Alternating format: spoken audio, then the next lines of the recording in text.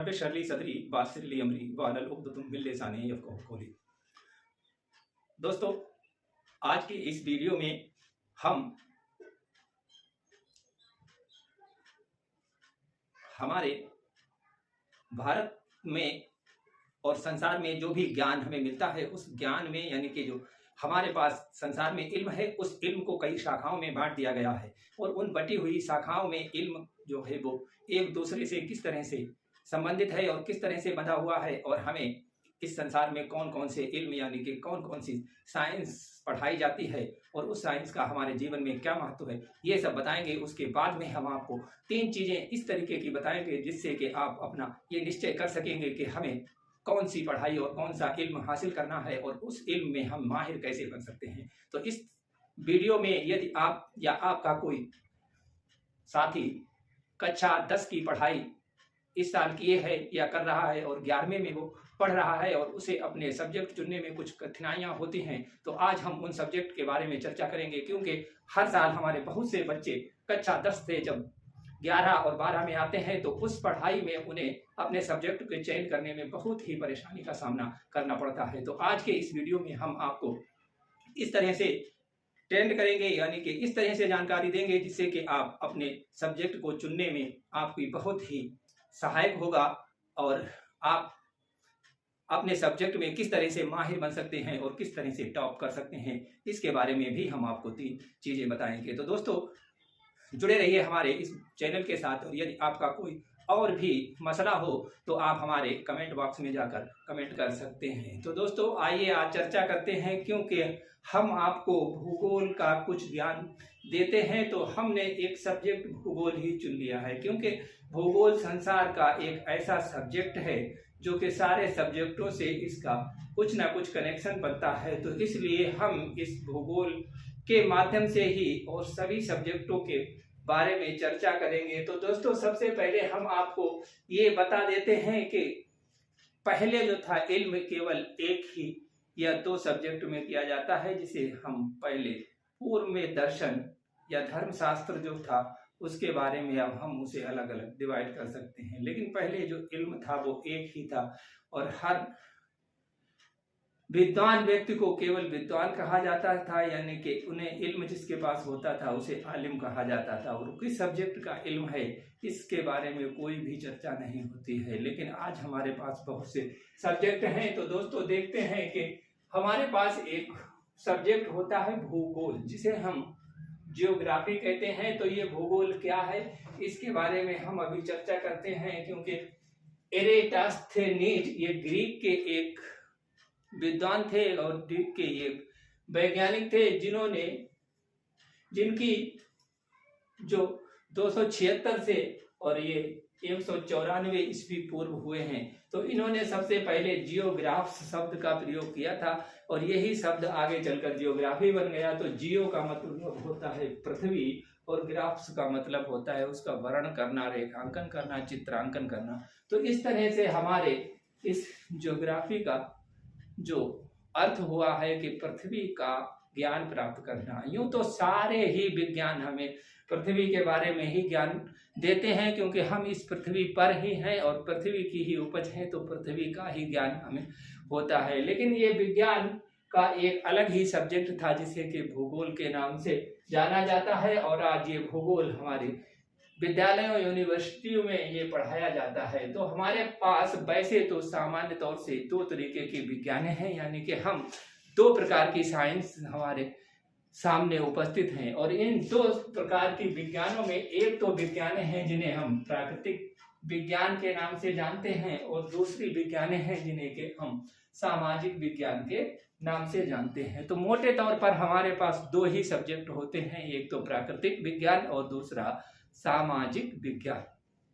तो दोस्तों, इस तरह से हमारे पास जो 2 सब्जेक्ट हैं उन सब्जेक्टों को कई और सब कैटेगरी में डिवाइड किया गया है। तो उस तरह से हमारे पास जो विज्ञान से यानी कि साइंस से संबंधित जो शब्द हैं उन्हें हम यहाँ पर अलग अलग सब्जेक्ट में बांटकर उसका अध्ययन करते हैं। वहीं जो सामाजिक विज्ञान यानी कि इसी को पार्ट को ही हम आर्ट साइड यानी कि आर्ट साइड के नाम से जानते हैं और इसे साइंस साइड के नाम से जानते हैं। और इस आर्ट साइड के भी अलग अलग और भी टुकड़े हो गए हैं, तो जिन्हें कि हम आजकल कॉमर्स और कृषि विज्ञान के नाम से अलग अलग सब्जेक्ट बटे हुए हैं।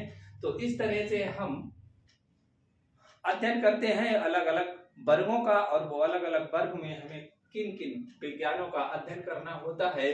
तो हम प्राकृतिक विज्ञानों में तो भौतिकी यानी कि फिजिक्स का अध्ययन करते हैं, और मृदा विज्ञान और समुद्र विज्ञान, वनस्पति विज्ञान, जीव विज्ञान, मौसम विज्ञान, रसायन विज्ञान, इस तरह से जब हम विज्ञानों का अध्ययन करते हैं तो उसे हम विज्ञान वर्ग के अंतर्गत रखते हैं, यानी कि साइंस साइड के अंतर्गत उसे रखा जाता है। और दूसरे जो हमारी सामाजिक विज्ञान हैं, इनका जब हम अध्ययन करते हैं तो इसे आर्ट साइड के अंतर्गत रखा जाता है, यानी कि इसे हम कला वर्ग के नाम से जानते हैं। तो कला वर्ग में हम अध्ययन करते हैं अर्थशास्त्र का, इतिहास का, समाज शास्त्र का, राजनीतिक शास्त्र का, नृत्य विज्ञान का, प्राणी शास्त्र का और मनोविज्ञान का, और इसी से संबंधित और भी कई सब्जेक्ट हमें मिलते हैं जिनका हम अध्ययन करते हैं।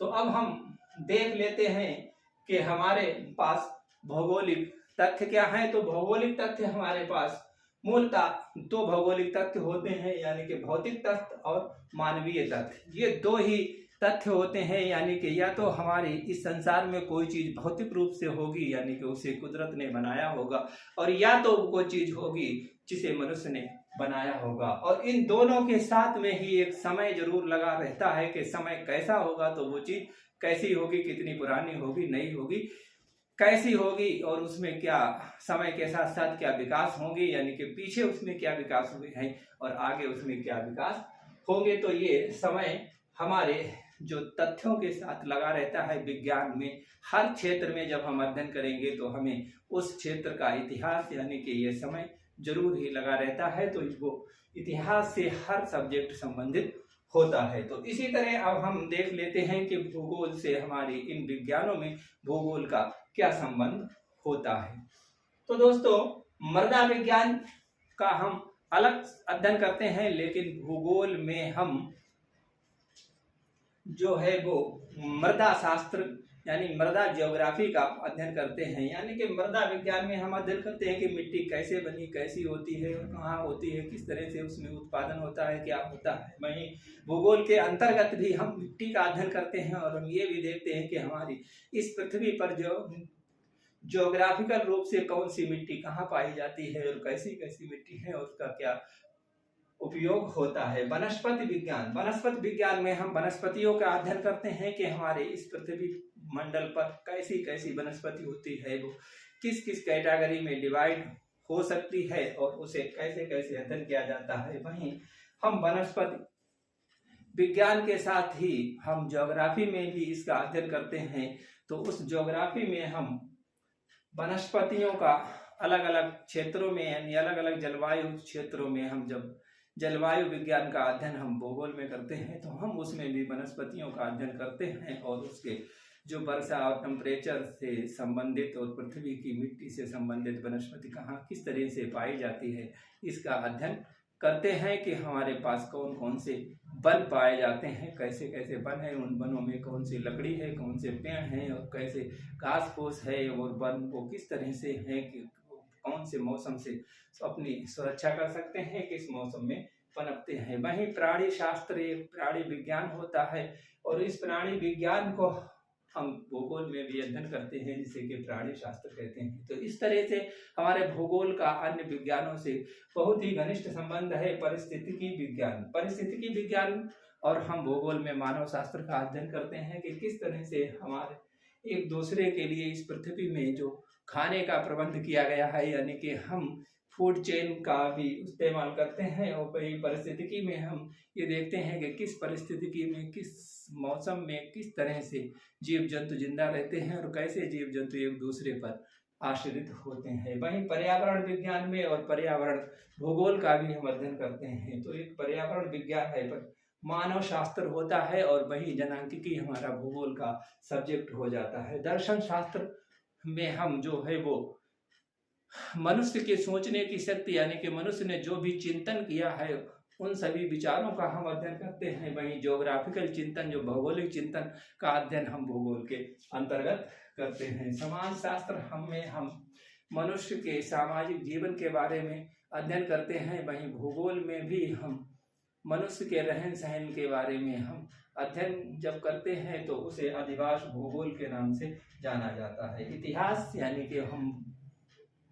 इतिहास में जो जब से पृथ्वी बनी है, जब से मनुष्य ने कुछ जानकारी हासिल करना शुरू की, फिर उसके बाद में इतिहास को लिखना शुरू किया और कई इतिहासकार भी उसके बारे में हम अध्ययन करते हैं। वहीं हम विभिन्न प्रकार की जो घटनाएं हमारे इस संसार में हुई हैं उन सभी का लेखा जोखा इतिहास में अध्ययन किया जाता है। वहीं ज्योग्राफी में भी हम अपने इस संसार में जिस तरीके से ज्योग्राफिकल बदलाव हुआ है उसे हम ज्योग्राफिकल हिस्ट्री के नाम से अध्ययन करते हैं। ज्योग्राफिकल इतिहास, राजनीतिक शास्त्र के हम अध्ययन करते हैं, जिसमें कि किस तरह से हमारे इस संसार में राजनीति चलती है, कौन सा देश किस तरीके की राजनीति अपनाता है, ये सब राजनीतिक सिद्धांतों का अध्ययन किया जाता है। तो वहीं भूगोल में भी राजनीतिक भूगोल के नाम से हम संसार के विभिन्न देशों के बारे में ये देखते हैं कि वो देश कहाँ है और कैसी उसकी भौगोलिक स्थिति है और कैसा उसका राजनीतिक प्रबंध है। जनांकिकी हमारा एक सब्जेक्ट है और इसे जनांकिकी का अध्ययन हम मानव भूगोल के रूप में भूगोल में भी करते हैं। अर्थशास्त्र का अध्ययन हम अर्थशास्त्र में आर्थिक विचारों और आर्थिक उन्नति, आर्थिक सिद्धांतों और आर्थिक नीतियों का अध्ययन करते हैं। वहीं हम भूगोल में भी आर्थिक भूगोल का अध्ययन करते हैं। आर्थिक सांख्यिकी, और इस आर्थिक सांख्यिकी के अनुसार ही भूगोल में भी हम सांख्यिकी का अध्ययन करते हैं। यानी कि भूगोल वेता ज्योग्राफी सांख्यिकी का बहुत ही प्रयोग करता है। गणित एवं खगोलीय विज्ञान, गणित और खगोलीय विज्ञान एस्ट्रोनॉमी का अध्ययन किया जाता है। वहीं भूगोल में भी हम गणित और एस्ट्रोनॉमी का अध्ययन करते हैं। यानी कि हम देखते हैं कि हमारे इस पृथ्वी एक ग्रह है, इसके बाद में और भी ग्रह हैं, तो उन ग्रहों की कितनी दूरी है, इन सब की कल्पना और इन सब की गणना हमारे भूगोल में की जाती है। तो इसी तरह गणित और खगोलिकी से भी हमारा ये भूगोल संबंधित है। भूविज्ञान, और इसमें पृथ्वी पर जो भूविज्ञान में हम पृथ्वी के बारे में अध्ययन करते हैं, भूगोल में भी हम पृथ्वी के आंतरिक अध्ययन करते हैं, जिसमें कि हम पृथ्वी के अंदर जो सतह हैं उन सभी के बारे में, जो मेंटल क्रस्ट और कोर है उसका अध्ययन करते हैं। वहीं भूविज्ञान का भी अध्ययन करते हैं और पृथ्वी पर किस तरह से जियोग्राफी यानी कि जियोमार्फोलॉजी का भी अध्ययन किया जाता है कि किस तरह से भू आकृति बनती है, और आकृतियों का अध्ययन हम भूगोल में करते हैं। मौसम विज्ञान और मौसम भूगोल, मौसम विज्ञान वेता जो है वो मौसम के बारे में अध्ययन करते हैं और पूर्वानुमान लगाते हैं। वहीं भूगोल वेता भी मौसम के बारे में अध्ययन करते हैं और मौसमों से ही संबंधित भूगोल में बहुत अध्ययन किया जाता है, जैसे कि जलवायु विज्ञान यानी कि जलवायु भूगोल भी कहते हैं। तो जल विज्ञान में हम समुद्रों का अध्ययन करते हैं और भूगोल में भी हम समुद्रों, सागर, नदियां और इस तरह कहाँ कहाँ जल पाया जाता है, इन सभी का अध्ययन करते हैं। तो मूल रूप से हम यहाँ पर हमने सभी सब्जेक्ट देखे हैं और हमारे ये सब्जेक्ट दो कैटेगरी में बटे हुए हैं। एक तो कैटेगरी है कि जिसे हम प्राकृतिक विज्ञान के नाम से जानते हैं और दूसरी सामाजिक विज्ञान के नाम से है। तो प्राकृतिक विज्ञान को तो हम साइंस साइड के अंतर्गत पढ़ते हैं, वहीं जो सामाजिक विज्ञान है उनका जब अध्ययन किया जाता है तो हमारे जो देश की डिग्रियां हैं उन जो मिलती हैं उन्हें आर्ट साइड के नाम से जानता है, यानी कि आर्ट वर्ग, कला वर्ग और विज्ञान वर्ग। इस तरह से दो मोटे मोटे तौर से डिवाइड किया गया है और आगे चलकर इनमें बहुत ही डीपली जब किसी सब्जेक्ट का अध्ययन किया गया, जैसे कि अर्थशास्त्र का जब डीपली अध्ययन किया जाता है तो उसे वाणिज्य वर्ग के नाम से जानते हैं, यानी कि कॉमर्स के नाम से उसका अध्ययन करते हैं। वहीं जब आजकल हमारे यहाँ कंप्यूटर साइंस भी आ गई है तो कंप्यूटर साइंस का एक अलग वर्ग ही बन गया है कंप्यूटर वर्ग। तो कंप्यूटर वर्ग में भी लोग अध्ययन करते हैं तो उस तरह से हमारे यहाँ डिग्रियाँ मिलने लगी हैं। लेकिन मेन जो चीज़ें हैं वो यही हैं कि हम आपको पहले ही बताए हैं कि हम आपको 3 चीज़ें बताएंगे कि जिससे कि आप अपने जिस भी सब्जेक्ट का चुनाव करेंगे उसमें आपको चुनाव करने में और आपका जो माइंड है वो क्लियर होना चाहिए कि हम इस सब्जेक्ट में क्या पढ़ने जा रहे हैं। तो हमारे पास ये पृथ्वी है क्योंकि हमारी इस पृथ्वी पर ही जीवन पाया जाता है, तो हम इस पृथ्वी का ही अध्ययन करेंगे। तो हमारे पास इस पृथ्वी पर मनुष्य रहता है तो हम मनुष्य से संबंधित उसके व्यवहार से संबंधित अध्ययन करेंगे और पृथ्वी पर वो कहाँ कहाँ पाया जाता है यानी कि किस तरीके से उसका वितरण होता है तो उसका अध्ययन करते हैं। और इस पृथ्वी के बाहर की दुनिया का भी हम अध्ययन करते हैं यानी कि पृथ्वी के बाहर जो अन्य ग्रह हैं, तारे हैं, सूरज है जिसे हम देखते हैं तो हमारी जिज्ञासा उसके बारे में भी होती है। तो हम अगर किसी भी सब्जेक्ट का चुनाव करेंगे, जैसे हम भौतिकी का अगर चुनाव करेंगे तो भौतिकी के ये नियम हमारी पृथ्वी पर किस तरह से लागू होते हैं उनका अध्ययन करेंगे। साथ ही साथ इस भौतिकी के नियमों का हमारे मानव जीवन पर क्या प्रभाव पड़ता है उसका अध्ययन करेंगे तो वो हमारे लिए हितकारी होगा। और इस भौतिकी के नियम क्या संसार के बाहर भी कहीं लागू होते हैं उनका भी हम अध्ययन करते हैं। इसी तरीके से यदि आप कोई भी विज्ञान ले लें तो उसका अध्ययन यदि आप करेंगे, क्योंकि हम इस संसार में ही रहते हैं, जैसे कि संसार में हम किसी भी सब्जेक्ट का मान लेते हैं कि हम यहाँ पर इतिहास का अध्ययन करेंगे तो इतिहास का अध्ययन हम कैसे करेंगे कि इस हमारी पूरी पृथ्वी के संपूर्ण इतिहास का अध्ययन करेंगे कि पृथ्वी कब से बनी और इतिहास लिखना कब से शुरू हुआ, पहला इतिहासकार कौन था, इसका अध्ययन करेंगे। और फिर हम अलग अलग देशों के यानी कि अब हमें फिर ज्योग्राफी की जरूरत पड़ेगी कि हम पूरी पृथ्वी को देख सकें कि इस पृथ्वी पर कितने देश हैं और उन देशों के निर्माण कैसे हुआ, इतिहास में कब सा देश कब बना, फिर कहाँ देशों के आंतरिक कैसे युद्ध छिड़े, कैसे गृह युद्ध हुए और कब कब हुए, तो उन सभी का अध्ययन जब हम अपने इतिहास के अंतर्गत करते हैं तो इस तरह से हमारा और इस इतिहास से हम ये भी पता लगाते हैं कि भविष्य में क्या बदलाव होंगे, यानी कि पीछे जो इतिहास में हम अध्ययन कर रहे हैं उसी के अनुसार हम वर्तमान में अपनी जिंदगी बिताते हैं और भविष्य के बारे में प्लानिंग करते हैं। और इसी तरह से हम अगर कोई विज्ञान जैसे भौतिकी का अध्ययन करेंगे तो उन भौतिकी में भी हमारे पीछे से इस भौतिक विज्ञान में क्या क्या उन्नति हुई है और आज भौतिक विज्ञान कहाँ है, भविष्य में इसमें क्या उन्नति हो सकती है, आप अपना क्या योगदान दे सकते हैं, यदि सब ये आप उसमें कुछ जोड़ सकते हैं तो आप एक महान हमारे देश के नागरिक या इस पृथ्वी पर रहने वाले मनुष्य हो जाएंगे और आपका भी नाम रोशन हो जाएगा। तो इस तरह से आपको ये 3 चीजें याद रखनी चाहिए कि पृथ्वी के बारे में जिस भी सब्जेक्ट का हम अध्ययन करेंगे